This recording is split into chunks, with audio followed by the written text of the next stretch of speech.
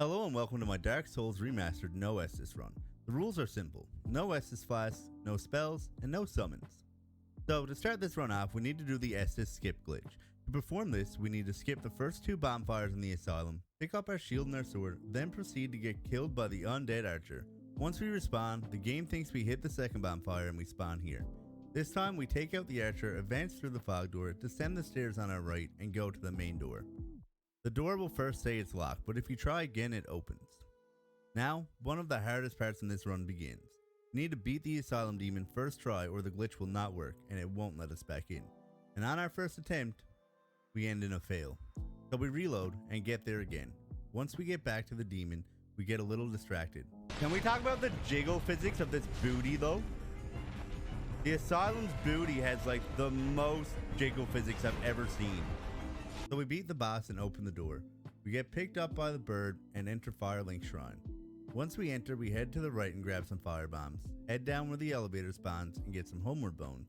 And now we head towards Undead Burg. Before advancing, we head to the merchant and buy a bow and some arrows. Now we take out the archer and rest at the bonfire. It's time for us to get 5 more fire bombs and also get our gold pine resin. Now it's time for the tourist demon. First we take out the archers and then we head towards the boss. Instead of doing the pine resin strategy, I decided to keep my distance and just throw fire bombs at him until he's finished. Now, it's time we grab the Drake sword. I practiced the gold resin strategy, but I could not complete it consistently, so we went with a more boring strategy. Roughly 20 arrows to the tail after a couple of minutes and we have our sword. And now, we level our strength and dexterity to the required levels to equip it. With all that done, it's time for us to take on Havel for his ring, which, in all honesty, was a little bit of a waste of time due to acquiring a different ring later. But after some very close calls, we take him out and we head towards the Green Crest Shield, taking out the Black Knight on our travels. Now that we have the shield, we head towards Valley of the Drakes to get our red Tearstone ring. This section is very sketchy because we want the armor that's on the bridge as well. After successfully getting the ring and the armor, we decide while we are this close to Blighttown, we should head down and grab the large Titanite shard to upgrade our next weapon to +6 before heading to Quelaag. We run past some enemies, descend down with little issues and grab our shard. Now we use a homeward bone and make our way up to Undead Parish, taking out a crystal lizard and some other enemies hoping for a purple moss clump drop. We get one. We finally get to the Undead Parish, rest at the bonfire and head towards the twin gargoyles. First we take out the giant knight for his Titanite shard, but unfortunately we take a lot of damage on our travels to the gargoyles. But we head in anyway, and lo and behold, we fail to dodge the very first attack and we die. So we head back up, this time not having as much difficulty. We make it in at almost full health, and we start this fight. The first gargoyle gives us some issues, mostly due to the fact I was trying to get my souls off the ground, but we take him out. Once the second gargoyle starts spitting fire, we know we have done it, easily taking him out in the process. We head up the tower, ring the first bell. Now we use a homeward bone.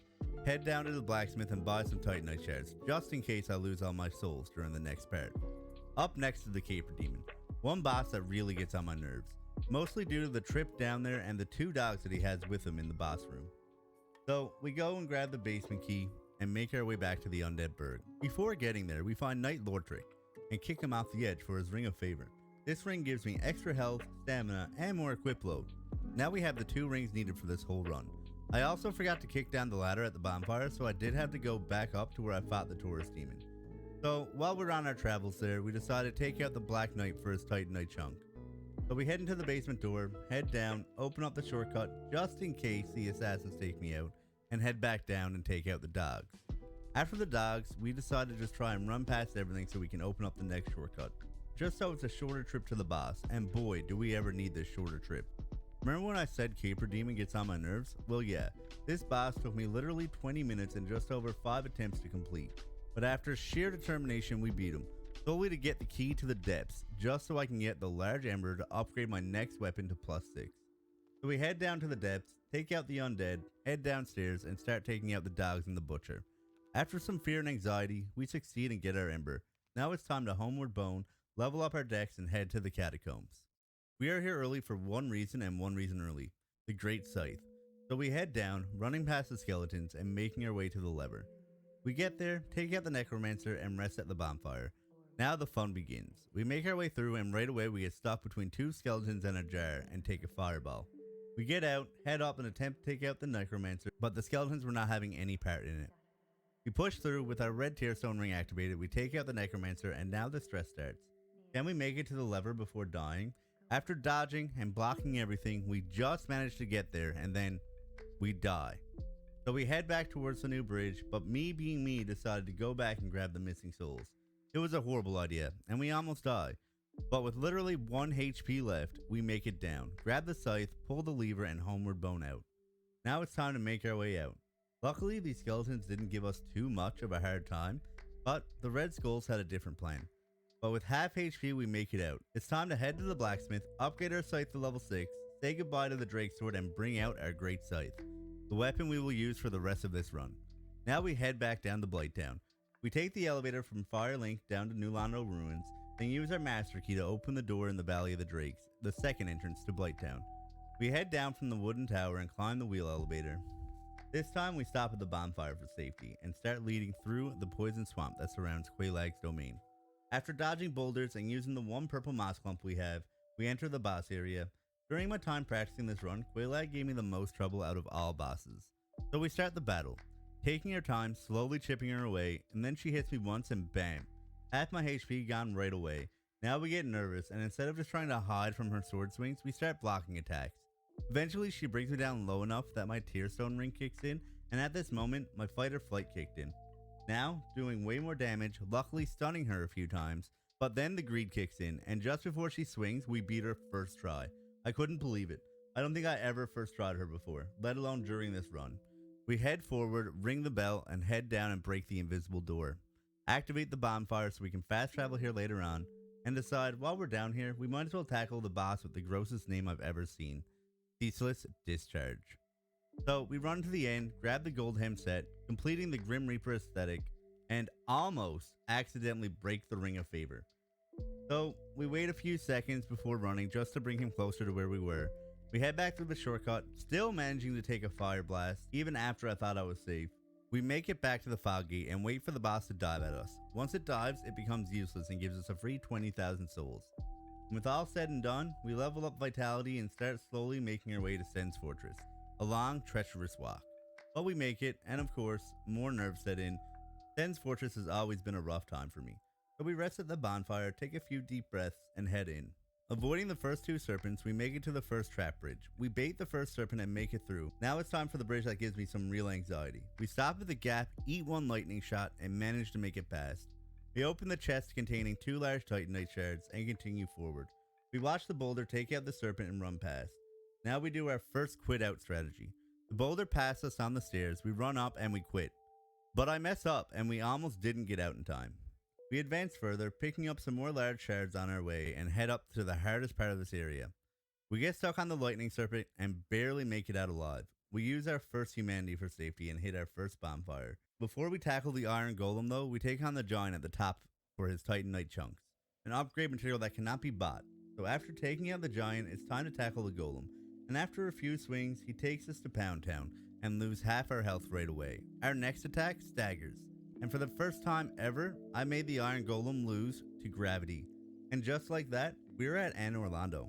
We head down the elevator, take out the first gargoyle, and make our way through the church, if that's what it is. We take out the 2 enemies just in case they follow me up. And then on the rafters, the first enemy chases me. We take him out and onto the true menace. He backstabs us, so we decide not to try the jump. But then we fall, somehow surviving with 1 HP once again. For the second time this run, we use 1 more humanity and start to bring the staircase to the basement bonfire. It's time for gargoyle number 2, and gravity wanted to join in on this fight. We take a few hits, but our tear stone ring pulls through and we finish him off. Now it's time to rest, level dex a little bit, and make our way through the castle. This part always gives me a hard time. We managed to get past the first section of enemies without taking any damage, but the Silver Knight, he had other plans, and swiftly takes me out. So back up we go, we take 2 hits immediately and start expecting this attempt to end in failure as well. But somehow, I bait the Silver Knight, and gravity does the job. Thank you, gravity. This was the fastest I've ever gotten in here. So we rest at the bonfire, take the staircase jump shortcut, and make our way to the blacksmith to finish upgrading the scythe to +10. We use the soul of Quelaag to buy 2 missing shards and finish our upgrade. And now it's time for the boss fight I dread, Ornstein and Smough. I spent 4 hours practicing this boss fight, just figuring out a consistent strategy to getting rid of Ornstein as fast as possible. We hope for a lunging attack to create distance from Smough so we can get a few easy hits. He does it, but Smough charges us anyway. So we play the waiting game. We dodge, but twice we miss our follow-up attack. We think we have this lost. Smough hits us again and activates our Tearstone ring. The nerves are in fully. Ornstein goes for his grab attack. It misses. With 2 heavy attacks and a slight miss from Smough, we have the battle half over. So we use a humanity and start playing what I call the game of chicken. We dodge, hit once, run away, and repeat. After doing this for a couple minutes, adding in some greed attempts due to my short attention span, we finally pull through. We first try this boss as well. Suddenly, the time wasted at Caper Demon is far behind us in the rearview mirror. We open the door, see an amazing chest, get the Lord Vessel, and fast travel back to Firelink to lay it down. With the vessel laid down and the gold fog gates removed, it was time for us to head towards the Duke Archives. Casually, this area is the absolute worst in my opinion, but speedrun wise, it's quick and easy, well, once we get past the armored warthogs. Our first attempt, we get destroyed, so this time we just decide to take it slower, bait him out of the corridor and not get greedy. After another close fight, it falls and we can finally rest at the bonfire. Now it's time to strip off our armor, equip our bow, and get this strategy rolling, literally. We head up the first elevator, run past all the enemies, dodging arrows on our travels, and get to the second elevator. We bring it up to the top, we pull the lever, roll right, roll forward, roll back, and land on the railing. Now it's down to our almost frame perfect roll forward. And we do this first try as well. The luck I've had since Quelaag has been insane. So we make our way down, activate the bonfire, and start heading through the crystal cave. We make our way down, bait out the gold golem, and head to our visible bridge. And somehow, we fall down. So we head back towards Scythe, activating the boss fight, and bringing 2 clansmen with me. They tag team me and eliminate me quick, but that's okay because the next time we enter, it'll be just me and Scythe the dragon. So we get back, rush behind him, and break the thing that makes him invincible. Now we slowly start attacking one of his limbs, making quick work of this dragon, and before we know it, the boss is done. 1 out of 4 are officially over. With that, we warp to Undead Parish, spend some of our souls on leveling, and the rest on the Seal of Artorias. It's time to head to Sif. We get to the door, unlock the hidden bonfire, and make our way in. Dodging the ghost-like enemies and make our way through the woods. We get to Sif, but for some reason I can never first try this boss. I don't know if it's because of the setup post-cutscene or if I'm just bad at the game. But we get there and die almost immediately. So we head there again, this time making quick work of Sif. And just like that, we have the ring and can travel the abyss. Be homeward bone out, warp up the Firelink Shrine. Level up a little bit and it's time to head through New Londo ruins. We head down the elevator, grab the 2 translucent curses, and make our way forward. We get a little bit stuck in the first enclosed area, but we make it out. We start advancing through the broken ruins and use the safety humanity for this next part. We miss the first wraiths, but take out the hardest one quick and easy, making our trip up the ladder pretty safe. We talk to the man and get our key. We start sliding down the ladder, barely making it out, but we die on our journey. So we use our last curse, make our way back, but karma and gravity combine to make a super enemy. Now we're fine. Oh fuck. Now we have no curses and a dream. We make our way back, unable to defend against these enemies. We push forward. We make it to the first enclosed area, trying to lure them out and almost die. But we make it. We run down and take the inside stairs for safety, barely get missed from an attack and open the locked gate. We lower the water, use a humanity, and head to activate the shortcut. After being chased by these knights, we activate the shortcut, quit out the reset aggro, and head towards the very large ember, the main reason we came down here. So we grab our ember and decide, hey, while we're down here, we may as well attempt the 4 kings. And it goes just as expected. After a few back and forths, he takes us out. So we head back to Undead Parish, level up our scythe a little bit, and head to the Black Knight just outside. We get his Titanite chunk, dying in the process. We count our losses, finishing up leveling what we can, and now it's time for us to head to the catacombs for round 2. With everything already activated for us, it's just a simple stroll through, or so I thought. These skeletons take no prisoners, and neither does gravity. After a few attempts, we make it down to the bonfire, activate it, get some souls ready to spend, and a skeleton drops from out of nowhere and takes us out. The most Dark Souls-esque thing I have witnessed in a while. We make our way back, get our souls, spend them, accidentally on dexterity, which was already at the staff cap, and head to Pinwheel. We take him out in 3 easy swipes and unlock the most needed item for this run, the Rite of Kindling. More Estus Flasks. Perfect. So we head our way through the Tomb of Giants, making our way to the bonfire and actually leveling endurance this time. We find our way to Patches and the fight begins. We take him out, but a giant skeleton dog takes us out in one swipe. So we respawn, make our way through the fog gate and get to the next bonfire, where a black knight follows us. We take him out and start advancing towards Nito. This boss gave me so much trouble, not so much the boss itself, but the little skeletons. Death after death, close try after close try. After more than 10 long attempts, we finally show Nito who the real boss is, and we certainly let him know. Let's go! Let's fucking go! Goodbye, Nito. Fuck you.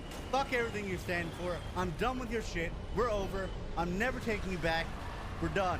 With all that off my chest, it's time to head towards the bed of chaos. So we teleport to Daughter of Chaos, kill her for a measly 6k souls. I promise, I really needed them. And we head into the demon's ruins. We take out the first Cabra demon, solely out of frustration for the one that gave us so much trouble in the beginning, and then we drop down the ledge, take out the worm, and rest at the bonfire. Next, we head down the stairs towards the demon fire sage, knowing this demon is basically just the stray demon. We keep our distance, few attacks at a time, but slowly and surely, he falls to us. Next up is the centipede demon, and my god did they give me a hard time. Between spamming its reach attack over and over, just barely hitting me inside my hitbox, jumping into the air, grabbing me when they were basically dead, we get frustrated, but after dying 10 times, we finally get him stuck in the wall and beat him. Next up, one of the most annoying bosses in my opinion, is the Bed of Chaos. Are they hard? No. Are they annoying? Yes. Just before we get there though, a pyromancer decides to chunk us down to 1/3 health. We slide down anyway and quickly get deleted by the left arm. So we make our trek back. This time we don't need to worry about the pyromancer. We make it back and head left again, solely because it was the way I practiced. This time I make it and there was no harm done. We take out the left side, quit out, reload, and then head to the right. We're going to make the jump and end up going too far to the left. So back we go. This time we managed to make the jump, make our way over with little to no effort, and take out the right side. We quit out for the last time and make our way to the center. The floor falls, we land where we need to, and we make our way to the middle. It's over. All that's left are the 4 kings and Gwyn. So back to New Londo ruins we go. With a higher soul level and high scythe level, we make our way. And for the first time ever, I fell off Firelink Shrine. Seriously, Gravity, can you just leave me alone? Okay, seriously now, we make our way. With no translucent curses, we need to be careful. Not only can we not attack them, but we also cannot defend them. And we quickly learn, I forgot to send the elevator back up. Oops. We flop around like a fish out of water and finally make it to the elevator. The run to this boss is easy from here. We make it in, drop into the abyss. We are ready this time. Once we land, we quickly learn I need to practice this boss a lot more for different challenge runs that I'll be doing in the future. We take out the first one just before the second one spawns and pop a humanity. This one is dead set on ending us, so halfway through I'm forced to pop a second humanity. But 2 down, 2 to go. The third one spawns and of course we miss our attack. But after dodging his attacks fairly well, we take him out and prepare for the 4th. We hustle over, dodging and eating some attacks, but completely annihilating him fairly quick. Now spawns the 5th king. We get a little over ambitious here and almost die, but after 2 hits, we win. Now it's time for the Lord of Cinder to win. We take a bit of damage from the first Black Knight, but we make it through. We get to Gwyn and things were looking great. During our first attempt, I realized I still had the Abyss ring on, so we make a quick switch mid-fight and continue. We do sadly fall in our first attempt, but we got really close, so we know this can happen. We make our way back at full health this time and the proper rings equipped. It's time to take out the Lord of Cinder. And for this, I will let the stream audio cap this one off.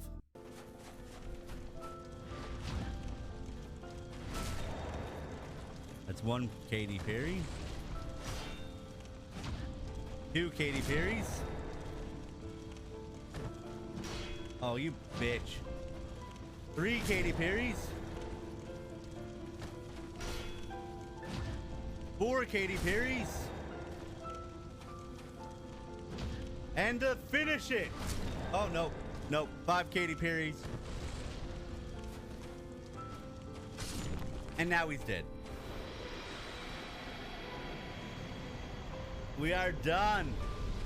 And just like that, we beat Dark Souls 1 with no Estus Flasks, no summons, and no spells. We did use a few humanities here and there, but I do have plans to do a bonfire only run as well. But if you have any ideas for any other challenge runs that you'd like to see me do, let me know in the comments. and I'll be sure to write them down in my notepad. And if you got this far into the video, make sure to leave a like, subscribe if you enjoyed it, and thank you so much for watching. Your support means the world to me. Thank you.